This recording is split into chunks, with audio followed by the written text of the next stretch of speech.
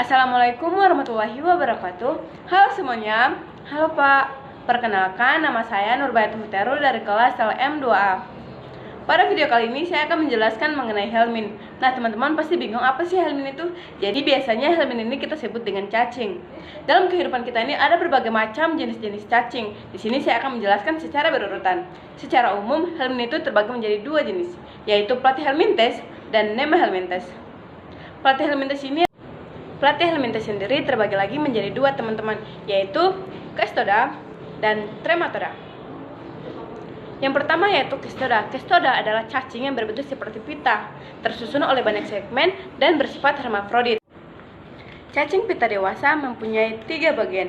Yang pertama yaitu kepala atau scolex, dilengkapi alat pelekat atau pengisap, dan yang kedua yaitu leher, berproliferasi proglotit baru atau segmen, dan yang ketiga yaitu mempunyai badan yang disebut dengan strobila. Cacing pita atau Cestoda ini diklasifikasikan lagi menjadi 2 ordo. Yang pertama yaitu Pseudopilidae dan yang kedua yaitu Cyclopilidae. Yang pertama yaitu Pseudopilidae. Pseudopilidae ini dibagi lagi menjadi 2 jenis cacing, yaitu Diplobothrium latum dan yang kedua yaitu Spirometra.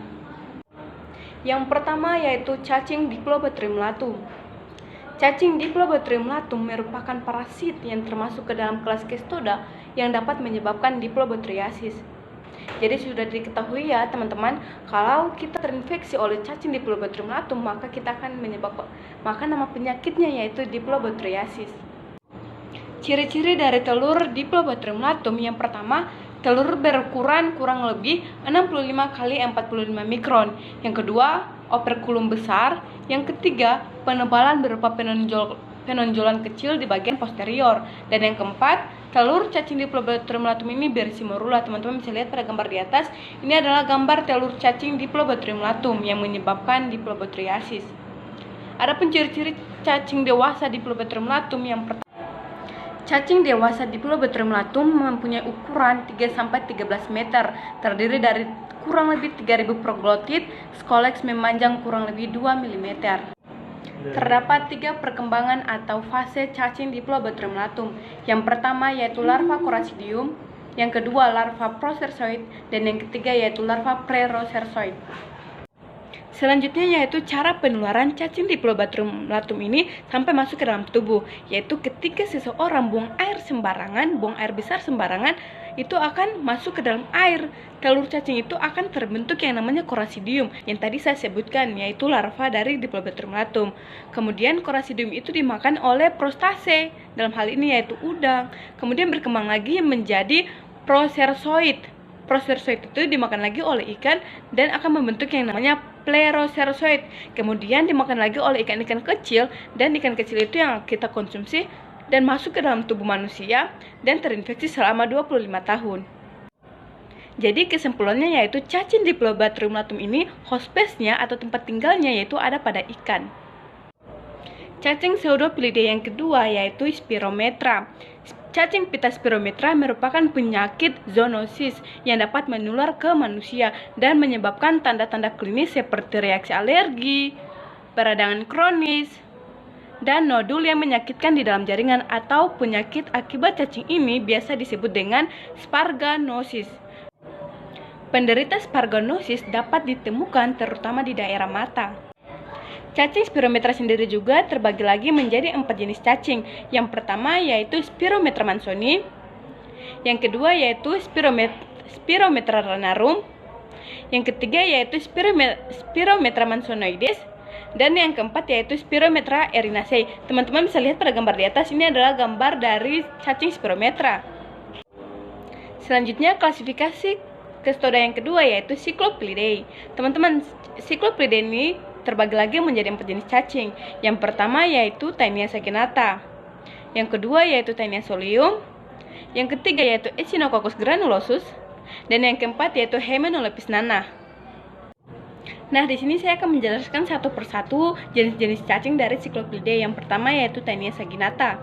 Taenia saginata dewasa mempunyai tubuh yang berwarna putih, tembus sinar, panjang badannya itu dapat mencapai 24 meter dengan segmen yang dapat mencapai 2000 buah. Dewasanya menyebabkan infeksi pada manusia yang disebut dengan Taniasis saginata. Nah, jadi teman-teman kita sudah ketahui ya bahwa ketika kita terinfeksi oleh Taniasis saginata, maka nama penyakitnya yaitu Taniasis saginata. Penyebarannya itu bersifat kosmopolit dan dilaporkan secara luas di seluruh dunia. Jadi Tania saginata ini sudah didapat dari berbagai macam belahan dunia.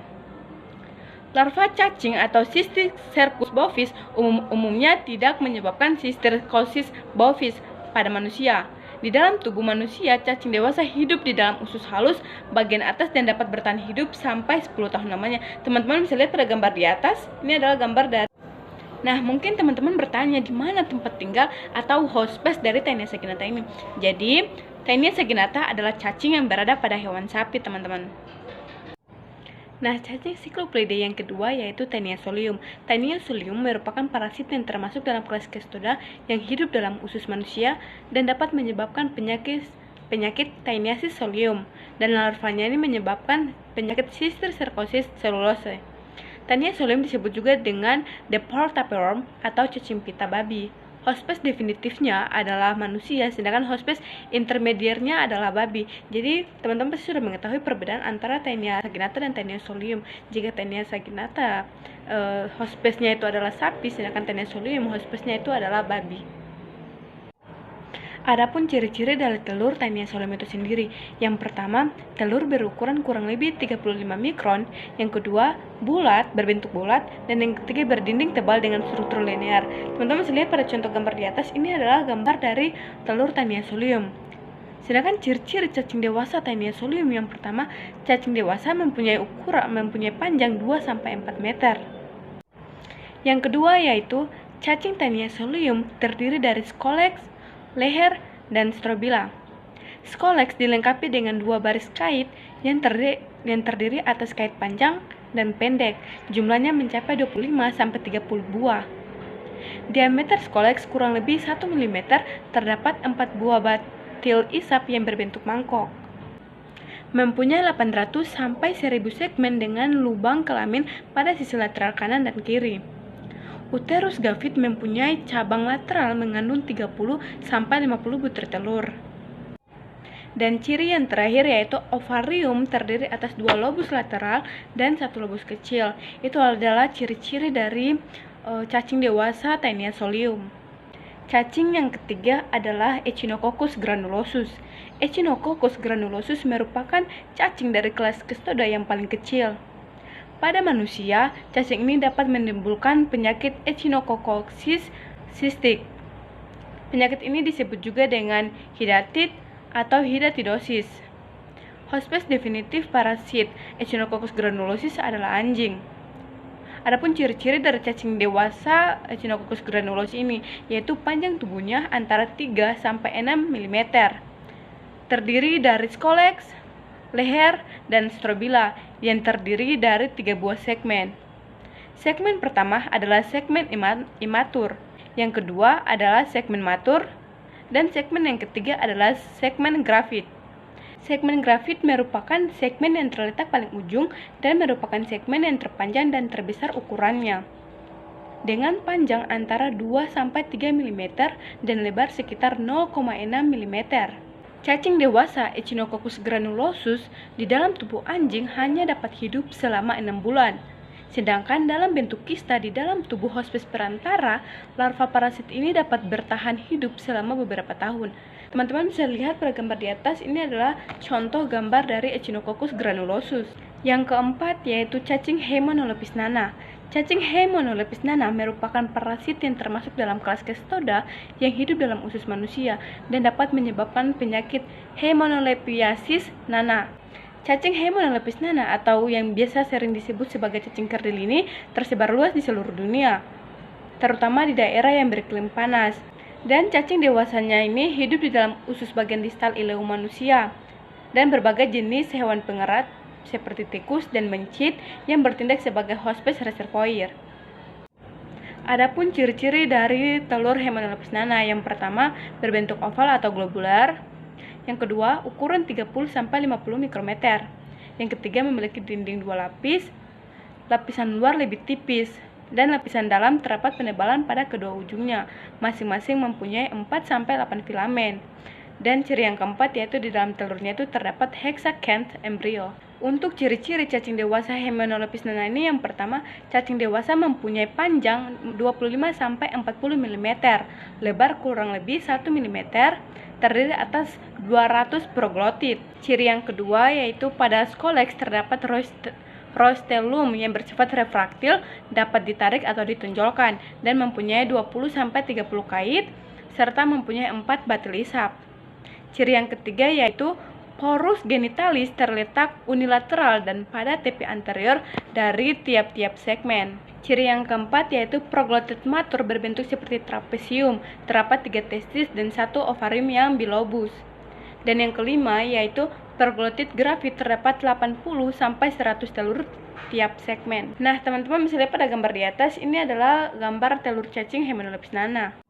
Nah, itulah penjelasan saya mengenai cacing Cestoda. Selanjutnya kita masuk ke cacing Trematoda, karena cacing Trematoda ini juga yang tadi saya jelaskan bahwa termasuk dalam cacing Platyhelminthes. Nah, cacing Trematoda ini adalah cacing yang berbentuk seperti daun. Alat perekat atau penghisap di bagian tengah, tetapi ada juga di bagian kepalanya. Tidak bersegmen dan berbentuk pipi mirip daun. Ukurannya 1 mm dan beberapa sentimeter.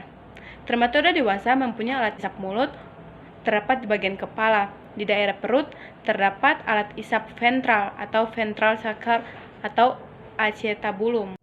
Nah, siklus hidup dari cacing Trematoda ini yaitu cacing dewasa reproduksi, kemudian telurnya keluar bersama tinja atau air seni dan masuk ke dalam air. Kemudian menjadi larva Miracidium. Larva Miracidium ini masuk ke dalam tubuh siput dan berkembang menjadi sporokista. Setelah itu berkembang lagi menjadi redia. Setelah itu menjadi larva Cercaria, kemudian berkembang lagi menjadi metacercaria dan jadi cacing dewasa yang dapat masuk ke dalam tubuh manusia. Nah, teman-teman bisa lihat pada gambar di atas, ini adalah gambar siput di mana sebagai host space dari cacing Trematoda. Nah, teman-teman, cacing Trematoda sendiri terbagi lagi menjadi 4, yaitu blood fluke atau cacing yang ada pada darah. Yang kedua yaitu liver fluke atau cacing yang ada pada hati. Yang ketiga yaitu intestinal fluke atau cacing yang berada pada pencernaan. Dan yang keempat yaitu lung fluke atau cacing yang berada pada paru-paru. Nah, saya akan menjelaskan satu persatu dari cacing Trematoda. Yang pertama yaitu cacing blood fluke. Jika seseorang terinfeksi oleh cacing ini, maka nama penyakitnya yaitu schistosomiasis. Blood fluke ini sendiri terbagi lagi menjadi 3, yaitu Schistosoma haematobium, Schistosoma mansoni, dan Schistosoma japonicum. Yang pertama yaitu Schistosoma haematobium. Schistosoma haematobium adalah salah satu spesies Trematoda darah yang bersifat anhermaprodit yang dapat menimbulkan penyakit Schistosomiasis haematobium. Morfologi cacing dewasa mirip dengan spesies Schistosoma yang lain, sedangkan morfologi telur yang membedakan adalah duri atau spina yang dimiliki. Teman-teman bisa lihat pada gambar di atas, ini adalah gambar telur cacing Schistosoma haematobium. Yang kedua yaitu Schistosoma mansoni. Schistosoma mansoni ini juga adalah salah satu spesies Trematoda darah yang dapat menimbulkan penyakit Schistosomiasis mansoni. Teman-teman bisa lihat pada gambar, ini adalah gambar dari telur cacing Schistosoma mansoni. Selanjutnya yaitu Schistosoma japonicum. Schistosoma japonicum adalah spesies Trematoda darah juga yang bersifat anhermaprodit, dapat menimbulkan penyakit Schistosomiasis japonicum. Nah, teman-teman bisa lihat pada gambar, ini adalah gambar dari telur cacing Schistosoma japonicum. Yang kedua yaitu liver fluke. Cacing liver fluke ini adalah cacing yang berada pada hati. Cacing liver fluke sendiri terbagi lagi menjadi 4 jenis, teman-teman. Yang pertama yaitu Clonorchis sinensis. Yang kedua yaitu Opisthorchis viverini. Yang ketiga yaitu Fasciola hepatica. Dan yang keempat yaitu Opisthorchis felineus. Saya akan menjelaskan satu persatu. Yang pertama yaitu Clonorchis sinensis. Clonorchis sinensis adalah salah satu Trematoda hati yang bersifat hermaprodit yang dapat menimbulkan penyakit clonorchiasis. Ciri-ciri telur Clonorchis sinensis ini adalah telur berbentuk oval, telur mempunyai operculum ukuran panjang kurang lebih 29 mikrometer dan lebar kurang lebih 16 mikrometer. Telur berisi Miracidium. Teman-teman bisa lihat pada gambar, ini adalah gambar dari telur cacing Clonorchis sinensis. Yang kedua yaitu Opistorchis viverini. Opistorchis viverini adalah trematoda parasit yang berasal dari filum Platyhelminthes yang menginfeksi manusia melalui konsumsi ikan mentah air tawar. Parasit ini menyebar di Asia Tenggara, terutama Laos, Thailand, Vietnam, dan Kamboja. Parasit ini juga menyebabkan penyakit opistorchiasis. Parasit ini diketahui menjadi penyebab penyakit kanker saluran empedu cholangiocarcinoma. Parasit ini dapat hidup di dalam tubuh manusia selama 25-30 tahun. Nah, gambar di atas ini adalah parasit Opistorchis viverini. Yang ketiga yaitu Fasciola hepatica. Fasciola hepatica atau disebut juga cacing hati merupakan anggota dari trematoda Platyhelminthes. Cacing hati mempunyai ukuran panjang 25-3 cm dan lebar 1-1,5 cm. Pada bagian depan terdapat mulut meruncing yang dikelilingi oleh alat pengisap. Dan ada sebuah alat pengisap yang terdapat di sebelah ventral sedikit di belakang mulut. Juga terdapat alat kelamin. Bagian tubuhnya ditutupi oleh sisi kecil dari cuticula sebagai pelindung tubuhnya dan membantu saat bergerak. Nah, teman-teman bisa lihat pada gambar di atas, ini adalah gambar dari parasit Fasciola hepatica. Yang keempat yaitu Opistorchis felineus. Opistorchis felineus adalah salah satu trematoda hati yang bersifat hermaprodit yang dapat menimbulkan penyakit opistorchiasis. Teman-teman bisa lihat pada gambar di atas, ini adalah gambar dari parasit Opistorchis felineus. Yang ketiga yaitu intestinal fluke. Cacing intestinal fluke adalah cacing yang ada pada pencernaan. Terdapat 3 jenis cacing yang ada pada pencernaan. Yang pertama yaitu Phaseolopsis buski, yang kedua Heteropies, dan yang ketiga Metagonomis yokogawai. Yang pertama yaitu Phaseolopsis buski. Phaseolopsis buski merupakan cacing trematoda yang terbesar ukurannya yang menginfeksi manusia. Phaseolopsis buski dewasa mempunyai bentuk seperti daun dengan ukuran panjang badan antara 20 dan 70 mm dan lebar badan antara 8 dan 20 mm. Teman-teman bisa lihat pada gambar di atas adalah parasit dari gambar parasit Phaseolopsis buski. Yang kedua yaitu Heteropies. Heteropies memiliki ukuran yang sangat kecil dengan panjang sekitar 1,3 mm dan lebar badan sekitar 0,5 mm. Teman-teman bisa lihat pada gambar di atas parasit Heteropies. Yang ketiga yaitu Metagonomis yokogawai. Metagonomis yokogawai yaitu parasit yang ada pada usus kecil yang menyebabkan peradangan. Spesies ini ditemukan oleh Fujiro Kasurada dengan sampel telur dari Jepang dan Taiwan. Ukuran telur ini sekitar 29 mm. Teman-teman bisa lihat pada gambar di atas. Cacing trematoda yang keempat selanjutnya yaitu lung fluke atau cacing trematoda yang ada pada paru-paru. Terdapat satu jenis cacing yang ada pada paru-paru yaitu Paragonimus westermani. Paragonimus westermani adalah salah satu trematoda paru-paru yang bersifat hermaprodit yang dapat menimbulkan penyakit paragonomiasis. Teman-teman bisa lihat pada gambar di atas adalah contoh dari gambar parasit Paragonimus westermani. Nah, teman-teman, itu adalah penjelasan dari jenis-jenis cacing Platyhelminthes. Selanjutnya yang akan saya jelaskan yaitu Nemahelminthes. Nemahelminthes atau cacing gelang. Yang pertama yaitu nematoda. Bentuk tubuh cacing nematoda adalah bulat panjang, silindris, filariform, tidak bersegmen, dan bilateral simetris. Ukuran panjang tubuh nematoda ini sangat bervariasi antara 2 mm sampai 1 meter. Sistem reproduksi nematoda sudah terpisah antara jenis kelamin jantan dan jenis kelamin betina sehingga cacing ini termasuk cacing yang uniseksual. Sistem reproduksi cacing betina dapat vivipar, ovipar, atau ovivipar. Soil Transmitted Helminth atau STH adalah cacing golongan nematoda yang memerlukan tanah untuk perkembangan bentuk infeksinya.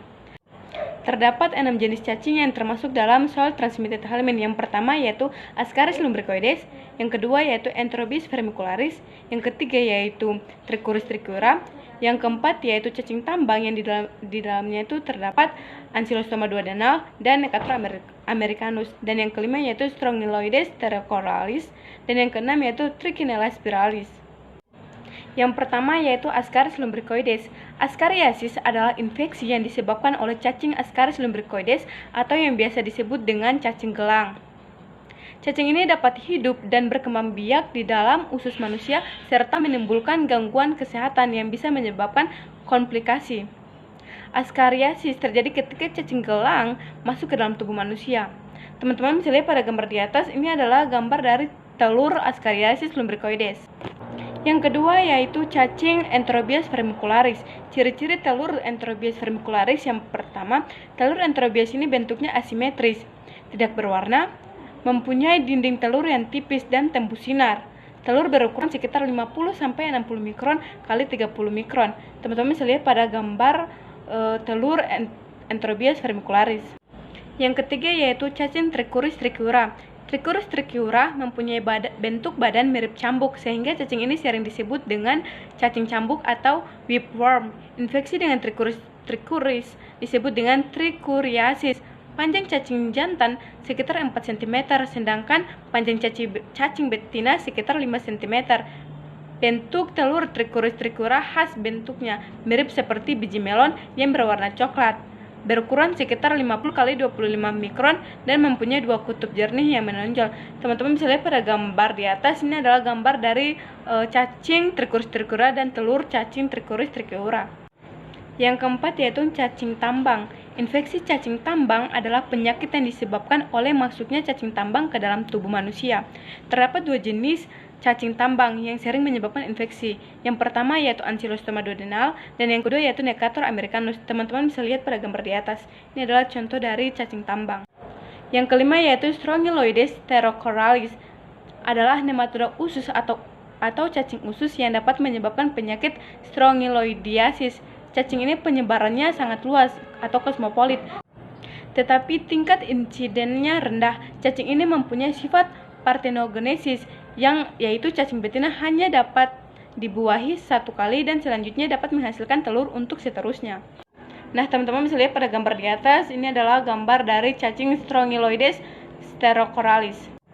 Dan cacing yang terakhir, cacing yang keenam yang ada pada yang termasuk dalam jenis STH atau Sexually Transmitted Helminth adalah Trichinella spiralis.